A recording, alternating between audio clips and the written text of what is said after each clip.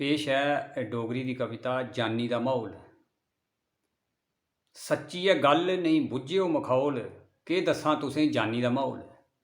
सच्ची है गल नहीं बुझिओ मखौल, के दसां तुसें गी जानी दा माहौल।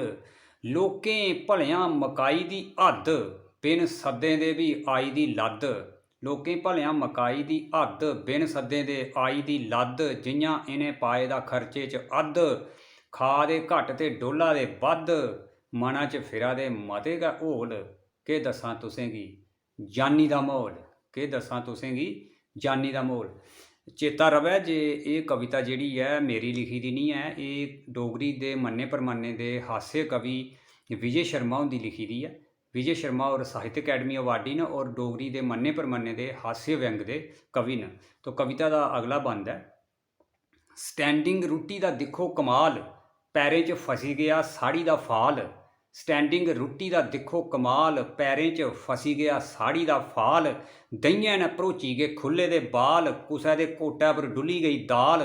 सभनें गी पेदी ऐ खाने दी तौल, के दसां तुसें गी जानी दा माहौल।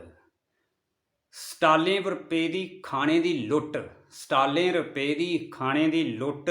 बिच बिच बड़े दे बाह्रा दे चुट्ट, खादी दी पीती दी होए दे गुट्ट। फिरा दे रखियै मनै च खुट्ट। स्टालें पर पेदी खाने दी लुट्ट, बिच बिच बड़े दे बाह्रा दे चुट्ट। खादी दी पीती दी होए दे गुट्ट, फिरा दे रखियै मना च खुट्ट। केइयें गंढी दी कुसै ने जोल, के दसां तुसें गी जानी दा माहौल।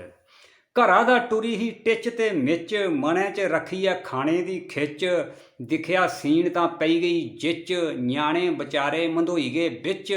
बुस्सी गया मूंह ते बज्जी गई बौल, के दसां तुसें गी जानी दा माहौल। अगला बंद है। घरै आह्लें कीते दा रज्जियै प्रबंध, घरै आह्लें कीते दा रज्जियै प्रबंध। खाई जा दे जनिहार न कड्ढियै दंद, तत्ता ते ठंडा बनाइयै गलकंद। फ्री बिच खाने दा बक्खरा गै नंद। घरै आह्लें कीते दा रज्जियै प्रबंध, खाई जा दे न केईं कड्ढियै दंद। तत्ता ते ठंडा बनाइयै गलकंद, फ्री बिच खाने दा बक्खरा गै नंद। बिच गै दाल ते बिच गै चौल, के दसां तुसें गी जानी दा माहौल। अगला बंद है।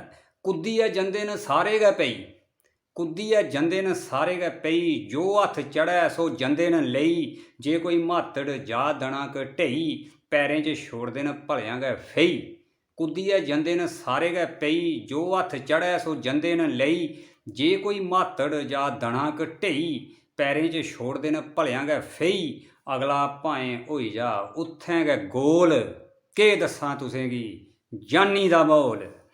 अगला बंद है।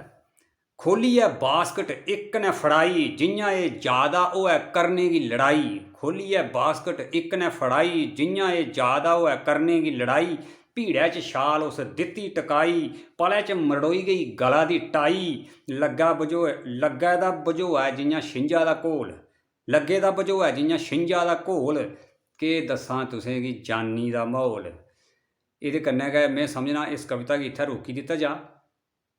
एह्दे जेह्ड़े किश सतरां बंद रेही गे न ओह् दूए सैगमैंट च तुसें गी सनाए जाङन। जेकर एह् कविता पसंद आवै ते जरूर शेयर करेओ। एह् कविता चेता रवै, एह् मेरी कविता नहीं है, एह् कविता डोगरी दे प्रसिद्ध शायर कवि विजय शर्मा हुंदी लिखी दी है।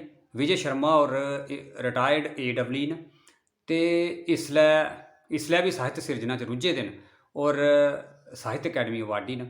में समझना जे इस कविता गी सनाइयै ते में अपने आप गी धन्न समझना, कि जे एह् अज्जै दी जेह्ड़ा साढ़े ब्याहें शादियें दा माहौल है उसदी पूरी तर्जमानी करदी है। जानी बिच किस चाल्ली दा जेह्ड़ा है ओह् सीन बनदा है। तो सो मता मता धन्नवाद।